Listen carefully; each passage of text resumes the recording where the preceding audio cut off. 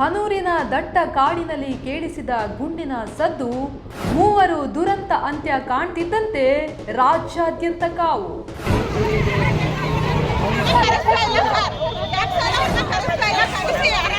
ಕಳೆದು ಹೋದ ಹಸುಗಳನ್ನ ಹುಡುಕಲು ಹೋದ ಅಮಾಯಕರ ಮೇಲೆ ಅನಾಹುತ ನಡೀತಾ, ಅಥವಾ ಬೇಟೆಗಾರರ ಮೇಲೆ ಅರಣ್ಯ ಇಲಾಖೆ ಆತ್ಮರಕ್ಷಣೆಗೆ ಶೂಟ್ ಮಾಡಿತಾ? 15 ಲಕ್ಷ ಪರಿಹಾರ ಸರ್ಕಾರಿ ಕೆಲಸವೇನೋ ಸಿಕ್ತು, ಆದ್ರೆ ಅವತ್ತು ರಾತ್ರಿ ಕಾಡಿನ ಕತ್ತಲೆಯಲ್ಲಿ ನಿಜಕ್ಕೂ ಆಗಿದ್ದೇನು? ಬನ್ನಿ ಪೂರ್ಣ ಸತ್ಯ ಬಿಚ್ಚಿಡ್ತೀವಿ ಪಬ್ಲಿಕ್ ಐ ಸ್ಟೋರೀಸ್ನಲ್ಲಿ. ನಮಸ್ಕಾರ ಸ್ನೇಹಿತರೆ, ಪಬ್ಲಿಕ್ ಐ ಸ್ಟೋರೀಸ್ಗೆ ಸ್ವಾಗತ. ನಾನು ಅಂಕಿತಾ ರೈ. ವಿಡಿಯೋ ಶುರು ಮಾಡುವುದಕ್ಕೂ ಮುನ್ನ ನಿಮ್ಮಲ್ಲೊಂದು ಸಣ್ಣ ವಿನಂತಿ. ನಮ್ಮ ಈ ಪ್ರಯತ್ನ ಹಾಗೂ ವಿಷಯ ನಿಮಗೆ ಇಷ್ಟವಾಗ್ತಿದ್ರೆ ದಯವಿಟ್ಟು ನಮ್ಮ ಚಾನಲ್ಗೆ ಸಬ್ಸ್ಕ್ರೈಬ್ ಆಗಿ ನಮ್ಮ ಕುಟುಂಬದ ಸದಸ್ಯರಾಗಿ. ನಿಮ್ಮ ಬೆಂಬಲವೇ ನಮಗೆ ಶ್ರೀರಕ್ಷೆ. ಆ ದಿನ ಬೆಳಗ್ಗಿನ ಜಾವ, ಇನ್ನು 5 ಗಂಟೆ ಆಗಿತ್ತೋ ಇಲ್ವೋ, ಇಡೀ ಹನೂರಿನ ಕಾವೇರಿ ವನ್ಯಧಾಮದ ಆ ದಟ್ಟ ಕಾಡಿನಲ್ಲಿ ಮರಣ ಮೌನ ಆವರಿಸಿಕೊಂಡಿತು.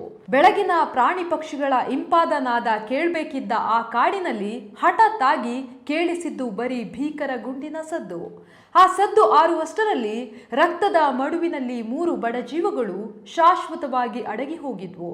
ಇತ್ತ ಸರ್ಕಾರ ಬಲಿಯಾದ ಕುಟುಂಬಗಳಿಗೆ ತಲಾ 15 ಲಕ್ಷ ರೂಪಾಯಿ ಪರಿಹಾರ, ಕುಟುಂಬದಲ್ಲಿ ಒಬ್ಬರಿಗೆ ಸರ್ಕಾರಿ ಕೆಲಸ ಮತ್ತು ಮ್ಯಾಜಿಸ್ಟ್ರೇಟ್ ತನಿಖೆಗೆ ಆದೇಶಿಸಿದೆ.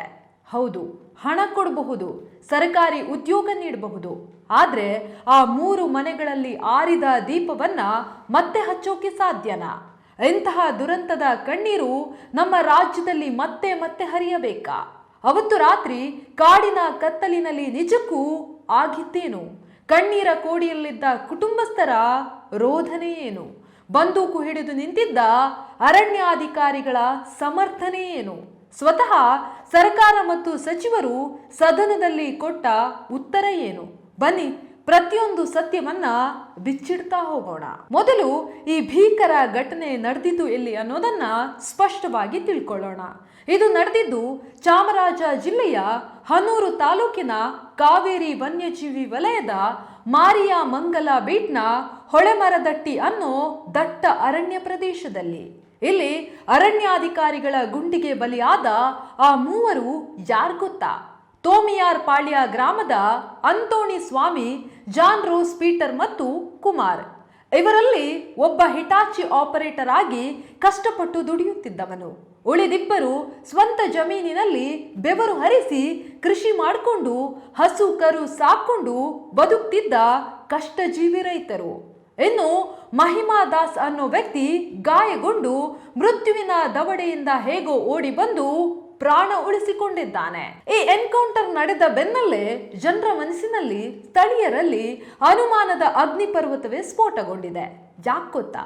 ಇವತ್ತು ಕಾಡಿಗೆ ನುಗ್ಗಿದವರು ಬೇಟೆಗಾರರು ಅಥವಾ ಕಳೆದು ಹೋದ ದನಗಳನ್ನ ಹುಡುಕಿಕೊಂಡು ಹೋದ ಬಡವರೋ ಇರಲಿ, ಅರಣ್ಯಾಧಿಕಾರಿಗಳ ಕೈಯಲ್ಲಿ ಆಧುನಿಕ ಶಸ್ತ್ರಾಸ್ತ್ರಗಳಿರುತ್ತವೆ. ಯಾರೋ ಕಾಡಿನಲ್ಲಿ ಕಾಣಿಸಿದ ತಕ್ಷಣ ನೇರವಾಗಿ ಎದೆಗೆ, ತಲೆಗೆ ಗುಂಡು ಹೊಡೆದು ಜೀವ ತೆಗೆದು ಬಿಡ್ಬೇಕಾ? ಕಾಲಿನ ಕೆಳಗೆ ಗುಂಡು ಹಾರಿಸೋದಕ್ಕೆ ಅವಕಾಶ ಇರಲಿಲ್ವಾ? ಅವರನ್ನ ಸುತ್ತುವರೆದು ಬಂಧಿಸಿ ಕಾನೂನಿನ ಮುಂದೆ ನಿಲ್ಲಿಸೋದಕ್ಕೆ ಆಗಿರ್ಲಿಲ್ವಾ? ಕಾಡಿನಲ್ಲಿ ಎಷ್ಟೋ ಕಠಿಣ ಆಪರೇಷನ್ಗಳು ನಡೆಯುತ್ತವೆ. ಬೆದರಿಕೆ ಹಾಕೋಕೆ ಗಾಳಿಯಲ್ಲಿ ಗುಂಡು ಹಾರಿಸ್ತಾರೆ. ಹತೋಟಿಗೆ ಬರಲಿಲ್ಲ ಅಂದ್ರೆ ಕಾಲ್ ನೋಡ್ಕೊಂಡು ಹೊಡಿತಾರೆ. ಆದ್ರೆ ಇಲ್ಲಿ 3 ಜನ ಸ್ಥಳದಲ್ಲೇ ಪ್ರಾಣ ಕಳ್ಕೊಂಡಿದ್ದಾರೆ ಅಂದ್ರೆ ಇದು ನಿಜಕ್ಕೂ ಆತ್ಮರಕ್ಷಣೆಗಾಗಿ ಮಾಡಿದ ಫೈರಿಂಗ ಅಥವಾ ಗೊಂದಲದಲ್ಲಿ ನಡೆದ ಅನಾಹುತನ? ಈ ಪ್ರಾಣಾಂತಿಕ ಪ್ರಶ್ನೆ ಈಗ ಪ್ರತಿಯೊಬ್ಬರ ಮನಸ್ಸಿನಲ್ಲೂ ಕಾಡ್ತಿದೆ. ಈಗ ಈ ನತದೃಷ್ಟ ಕುಟುಂಬಸ್ಥರು ಮತ್ತು ಆ ಹಳ್ಳಿಯ ಜನ ಏನ್ ಹೇಳ್ತಿದ್ದಾರೆ ಕೇಳಿ. ಅವರ ಕಣ್ಣೀರಿನ ಮಾತುಗಳನ್ನ ಕೇಳಿದ್ರೆ ಎಂತವರ ಕಲ್ಲು ಹೃದಯವು ಕರಗಿ ನೀರಾಗತ್ತೆ. ಕುಟುಂಬದವರು ಎದೆ ಬಡ್ಕೊಂಡು ಹೇಳ್ತಿರೋ ಪ್ರಕಾರ, ಅಯ್ಯೋ ಸ್ವಾಮಿ, ನಮ್ಮವರು ಯಾವುದೇ ಬೇಟೆಗಾರರಲ್ಲ, ಅವರು ಕಾಡಂಚಿನಲ್ಲಿ ಹಸುಗಳನ್ನ ಮೇಯಿಸಿಕೊಂಡು ಬದುಕೋ ಬಡ ರೈತರು.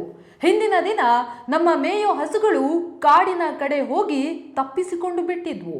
ಆ ಹಸುಗಳನ್ನ ಹುಡುಕಿಕೊಂಡು ನಮ್ಮವರು 4 ಜನ ರಾತ್ರಿ ಕಾಡಿಗೆ ಹೋದ್ರು. ರಾತ್ರಿ ಪೂರ್ತಿ ಕಾಡಿನಲ್ಲಿ ಅಲೆದು ಸುಸ್ತಾಗಿ ಬೆಳಗ್ಗಿನ ಜಾವ ಒಂದು ಬಂಡೆಕಲ್ಲಿನ ಮೇಲೆ ಕುಳಿತು ವಿಶ್ರಾಂತಿ ಪಡಿತಿದ್ರು. ಆ ಸಂದರ್ಭದಲ್ಲಿ ಅಲ್ಲಿಗೆ ಬಂದ ಅರಣ್ಯಾಧಿಕಾರಿಗಳು ಯಾವುದೇ ಮುನ್ಸೂಚನೆ ನೀಡದೆ ಹಳೆ ದ್ವೇಷ ಮನಸ್ಸಿನಲ್ಲಿ ಇಟ್ಟುಕೊಂಡು ಅಥವಾ ಗೊಂದಲಕ್ಕೊಳಗಾಗಿ ನೇರವಾಗಿ ಗುಂಡಿನ ಮಳೆ ಸುರಿಸಿ ಸಾಯಿಸ್ಬಿಟ್ಟಿದ್ದಾರೆ. ಸಾಯಿಸ್ಬಿಟ್ಟು ಈಗ ತಮ್ಮ ಅಕ್ಷಮ್ಯ ತಪ್ಪನ್ನ ಮುಚ್ಚಿ ಹಾಕಿಕೊಳ್ಳೋಕೆ ಅವರೇ ನಾಡ ಬಂದೂಕು ಮತ್ತು ಜಿಂಕೆ ಮಾಂಸವನ್ನ ತಂದು ಹೆಣದ ಪಕ್ಕ ಇಟ್ಟು ಇವರು ಕಳ್ಳ ಬೇಟೆಗಾರರು ಅಂತ ಸುಳ್ಳು ಕತೆ ಕಟ್ತಿದ್ದಾರೆ. ಈ ಆರೋಪವನ್ನ ಗ್ರಾಮಸ್ಥರು ಮಾಡ್ತಿದ್ದಾರೆ. ಒಂದು ಕಡೆ ಕುಟುಂಬಸ್ಥರ ಆಕ್ರೋಶದ ಜ್ವಾಲೆಯಾದ್ರೆ ಮತ್ತೊಂದು ಕಡೆ ಅರಣ್ಯಾಧಿಕಾರಿಗಳು ಕೊಡ್ತಿರೋ ಸ್ಪಷ್ಟನೆ ತೀರಾ ಭಿನ್ನವಾಗಿದೆ. ಅರಣ್ಯ ಇಲಾಖೆಯ ಸಿಬ್ಬಂದಿ ಹೇಳೋ ಪ್ರಕಾರ ಅವತ್ತು ರಾತ್ರಿ ನಮಗೆ ಕಾಡಿನಲ್ಲಿ ಕಳ್ಳ ಬೇಟೆಗಾರರು ಅಡಗಿದ್ದಾರೆ ಅನ್ನೋ ಖಚಿತ ಮಾಹಿತಿ ಸಿಕ್ಕಿತ್ತು. ನಮ್ಮ 7 ಜನ ಸಿಬ್ಬಂದಿಯ ತಂಡ ಗಸ್ತಿನಲ್ಲಿದ್ದಾಗ ದೂರದಲ್ಲಿ ಟಾರ್ಚ್ ಲೈಟ್ ಬೆಳಗುವುದು ಕಾಣಿಸಿತು. ನಾವು ರಹಸ್ಯವಾಗಿ ಆ ಟಾರ್ಚ್ ಲೈಟ್ ಅನ್ನೇ ಫಾಲೋ ಮಾಡಿಕೊಂಡು ಹೋದ್ವಿ.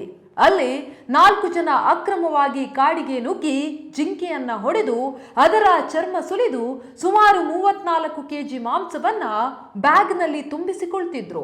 ಅವರ ಹತ್ತಿರ 2 ನಾಡ ಬಂದೂಕುಗಳು, ಮಚ್ಚು, ಚಾಕುಗಳು ಇದ್ವು. ನಾವು ತಕ್ಷಣ ಅವರನ್ನ ತಡೆದು ಶರಣಾಗುವಂತೆ ಎಚ್ಚರಿಕೆ ನೀಡಿದ್ವಿ. ಆದ್ರೆ ಅವರು ನಮ್ಮ ಮಾತನ್ನ ಧಿಕ್ಕರಿಸಿ ತಕ್ಷಣವೇ ನಮ್ಮ ಕಡೆಗೆ ನಾಡ ಬಂದೂಕಿನಿಂದ ಗುಂಡು ಹಾರಿಸೋಕೆ ಮುಂದಾದ್ರು. ಆ ಕ್ಷಣದಲ್ಲಿ ನಮ್ಗೆ ಬೇರೆ ದಾರಿಯೇ ಇರಲಿಲ್ಲ. ನಮ್ಮ ಪ್ರಾಣವೇ ಅಪಾಯದಲ್ಲಿದ್ದಾಗ ಆತ್ಮರಕ್ಷಣೆಗಾಗಿ ನಾವು ಮರುಗುಂಡು ಹಾರಿಸಬೇಕಾಯಿತು. 5 ಗಂಟೆ 10 ನಿಮಿಷಕ್ಕೆ ಕಾಡಿನಲ್ಲಿ ಕತ್ತಲಿತ್ತು. ನಮ್ಮ ಸಿಬ್ಬಂದಿ ಸ್ಲೈಡ್ ಆಕ್ಷನ್ ಗನ್ನಿಂದ 3 ರೌಂಡ್ ಶೂಟ್ ಮಾಡಿದಾಗ ಆ ಪೆಲೆಟ್ಗಳು ಅವರ ಮೈಗೆ ತಾಗಿ 3 ಬಲಿಯಾದರು. ನಾವು ಸ್ಥಳದಲ್ಲೇ ಬಂದೂಕು ಮತ್ತೆ ಜಿಂಕೆ ಮಾಂಸವನ್ನ ಜಪ್ತಿ ಮಾಡಿದ್ದೇವೆ ಅನ್ನೋದು ಅರಣ್ಯ ಇಲಾಖೆಯ ಅಧಿಕಾರಿಗಳು ನೀಡ್ತಿರೋ ವಿವರಣೆ. ಈ ರಕ್ತಸಿಕ್ತ ವಿಷಯ ವಿಧಾನಸೌಧದ ಅಂಗಳಕ್ಕೂ ತಲುಪಿ ದೊಡ್ಡ ಮಟ್ಟದ ಗದ್ದಲ ಗಲಾಟೆಗೆ ಕಾರಣವಾಯಿತು. ಈ ಘಟನೆ ಬಗ್ಗೆ ಸರ್ಕಾರ ಮತ್ತು ಅರಣ್ಯ ಸಚಿವರು ಸದನದಲ್ಲಿ ಏನ್ ಸ್ಪಷ್ಟನೆ ಕೊಟ್ಟರು ಗೊತ್ತಾ?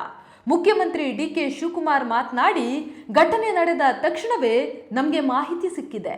ಈಗಾಗಲೇ ಮ್ಯಾಜಿಸ್ಟ್ರೇಟ್ ತನಿಖೆಗೆ ಆದೇಶ ನೀಡಲಾಗಿದೆ.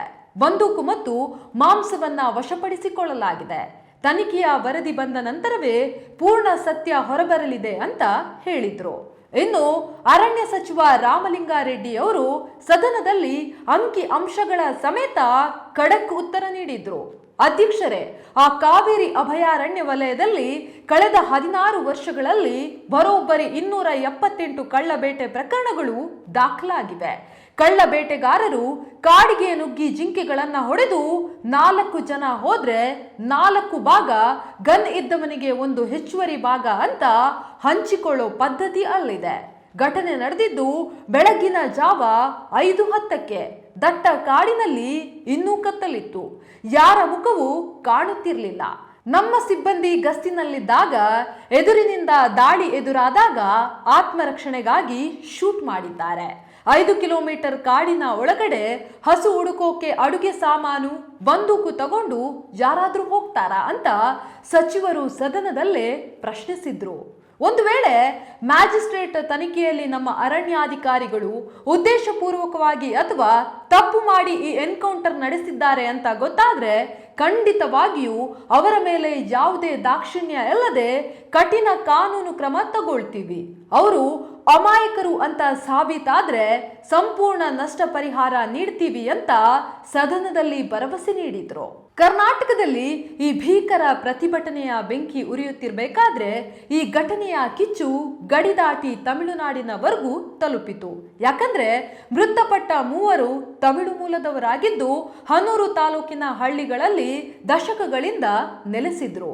ತಮಿಳುನಾಡಿನ ನೂತನ ಮುಖ್ಯಮಂತ್ರಿ ಸಿ ಜೋಸೆಫ್ ವಿಜಯ್ ಅವರು ಈ ಎನ್ಕೌಂಟರ್ ಅನ್ನ ತೀವ್ರವಾಗಿ ಖಂಡಿಸಿ ತಮ್ಮ ಅಧಿಕೃತ ಎಕ್ಸ್ ಖಾತೆಯಲ್ಲಿ ಗುಡುಗಿದ್ದಾರೆ. ಕರ್ನಾಟಕದ ಹನೂರು ತಾಲೂಕಿನಲ್ಲಿ ವಾಸವಾಗಿದ್ದ ತಮಿಳರಾದ ಅಂತೋಣಿ ಸಾಮಿ, ಜಾನ್ ರೋಸ್ ಪೀಟರ್ ಮತ್ತು ಕುಮಾರ್ ಅವರನ್ನ ಕರ್ನಾಟಕ ಅರಣ್ಯ ಇಲಾಖೆಯ ಅಧಿಕಾರಿಗಳು ಕಾಡಿನಲ್ಲಿ ಗುಂಡಿಟ್ಟು ಕೊಂದಿರೋದು ಹೃದಯ ವಿದ್ರಾವಕ. ಇದನ್ನ ನಾನು ಹತ್ಯಾಕಾಂಡ ಎಂದು ಕರೆದು ಉಗ್ರವಾಗಿ ಖಂಡಿಸ್ತೇನೆ. ಕರ್ನಾಟಕ ಅರಣ್ಯ ಇಲಾಖೆ ನೀಡಿರುವ ಸಮಜಾಯಿಷಿ ತೀರಾ ಅಸಮರ್ಥವಾದದ್ದು. ಈ ಘಟನೆಯ ಬಗ್ಗೆ ನಿಷ್ಪಕ್ಷವಾದ ಉನ್ನತ ಮಟ್ಟದ ತನಿಖಾ ಸಮಿತಿ ರಚನೆಯಾಗಬೇಕು. ತಪ್ಪಿತಸ್ಥ ಅಧಿಕಾರಿಗಳಿಗೆ ಶಿಕ್ಷೆ ಆಗಬೇಕು ಹಾಗೂ ಸಂತ್ರಸ್ತ ಕುಟುಂಬಗಳಿಗೆ ಸೂಕ್ತ ಪರಿಹಾರ ನೀಡಬೇಕು ಎಂದು ಸಿಎಂ ವಿಜಯ್ ಆಕ್ರೋಶದ ಪಟ್ಟು ಹಿಡಿದಿದ್ದಾರೆ. ಸ್ನೇಹಿತರೆ, ಇವತ್ತು 15 ಲಕ್ಷ ಪರಿಹಾರ ಘೋಷಣೆಯಾಗಿದೆ. ಕಣ್ಣೀರಿಡ್ತಿರೋ ಕುಟುಂಬಕ್ಕೊಂದು ಕೆಲಸದ ಭರವಸೆ ಸಿಕ್ಕಿದೆ. ಪ್ರತಿಭಟನೆ ಸದ್ಯಕ್ಕೆ ಶಮನವಾಗಿದೆ. ಆದ್ರೆ ಮೂಲ ಪ್ರಶ್ನೆ ಹಾಗೆಯೇ ಉಳಿದಿದೆ. ಇಲ್ಲಿ 2 ತೂಕದ ವಿಷಯಗಳಿವೆ. ಒಂದು ವೇಳೆ ಅವರು ನಿಜಕ್ಕೂ ಕಳ್ಳ ಬೇಟೆಗಾರರೇ ಆಗಿದ್ರು ಎನ್ಕೌಂಟರ್ ಮಾಡಿ ಜೀವ ತೆಗೆಯೋದೊಂದೇ ಪರಿಹಾರವೇ? ಕಾಲಿಗೆ ಗುಂಡಿಟ್ಟು ಬಂಧಿಸೋದಕ್ಕೆ ಸಾಧ್ಯವಿರಲಿಲ್ವೇ? ಇನ್ನೊಂದು ಕಡೆ ಅರಣ್ಯಾಧಿಕಾರಿಗಳು ಹೇಳೋ ಹಾಗೆ ಘೋರ ಕತ್ತಲೆಯಲ್ಲಿ ಬಂದೂಕು ತೋರಿಸಿ ದಾಳಿಗೆ ಬಂದಾಗ ಆತ್ಮರಕ್ಷಣೆ ಮಾಡಿಕೊಳ್ಳೋದು ಅವರ ಕರ್ತವ್ಯವೂ ಹೌದು. ಕಾಡನ್ನ, ನಮ್ಮ ನಾಡಿನ ಸಂಪತ್ತಾದ ವನ್ಯಜೀವಿಗಳನ್ನ ಉಳಿಸೋಕೆ ಅವರು ರಾತ್ರಿ ಇಡೀ ಪ್ರಾಣ ಪಣಕ್ಕಿಟ್ಟು ಕಾಡಿನಲ್ಲಿ ದುಡಿತಾರೆ ಅನ್ನೋದನ್ನ ನಾವು ಮರೆಯುವಂತಿಲ್ಲ. ಆದ್ರೆ ಈ ಇಡೀ ಭೀಕರ ಘಟನೆಯಲ್ಲಿ ನಷ್ಟವಾಗಿದ್ದು ಮಾತ್ರ ಆ 3 ಬಡ ಕುಟುಂಬಗಳ ಆಸರೆ. ಮನೆಯ ಯಜಮಾನರನ್ನ ಕಳ್ಕೊಂಡು ಅನಾಥವಾಗಿ ಆ ಬೀದಿಯಲ್ಲಿ ನಿಂತಿರೋ ಚಿಕ್ಕ ಮಕ್ಕಳು ಮತ್ತು ಹೆಂಡತಿಯ ಆಕ್ರಂದನಕ್ಕೆ ಜಾರು ಉತ್ತರ ಕೊಡ್ತಾರೆ. ಈಗ ಮ್ಯಾಜಿಸ್ಟ್ರೇಟ್ ತನಿಖೆಗೆ ಆದೇಶವಾಗಿದೆ. ನಮ್ಮ ಒಂದೇ ಒಂದು ಕೋರಿಕೆ ಏನಂದ್ರೆ ಈ ತನಿಖೆ ಸಂಪೂರ್ಣವಾಗಿ ನಿಷ್ಪಕ್ಷವಾಗಿ ನಡಿಬೇಕು. ಅಲ್ಲಿ ಅರಣ್ಯಾಧಿಕಾರಿಗಳು ತಪ್ಪು ಮಾಡಿದ್ರೆ, ಅಧಿಕಾರ ದುರ್ಬಳಕೆ ಮಾಡಿಕೊಂಡು ಜೀವ ತೆಗೆದಿದ್ರೆ ಅವರಿಗೆ ಖಂಡಿತವಾಗಿಯೂ ಕಠಿಣಾತಿ ಕಠಿಣ ಶಿಕ್ಷೆ ಆಗಬೇಕು. ಕಾಡು ಉಳಿಬೇಕು, ಕಾಡಿನ ವನ್ಯಜೀವಿಗಳು ಉಳಿಬೇಕು. ಜೊತೆಗೆ ಕಾಡಂಚಿನಲ್ಲಿ ಬದುಕೋ ಅಮಾಯಕರ ಜೀವಕ್ಕೂ ಭದ್ರತೆ ಇರಬೇಕು. ಇಂತಹ ದುರ್ಘಟನೆಗಳು ಮತ್ತೆ ಎಂದಿಗೂ ನಮ್ಮ ರಾಜ್ಯದಲ್ಲಿ ನಡೆಯದಿರಲಿ ಅನ್ನೋದೇ ನಮ್ಮ ಆಶಯ. ಈ ಬಗ್ಗೆ ನಿಮ್ಗೇನನ್ಸುತ್ತೆ ಸ್ನೇಹಿತರೆ?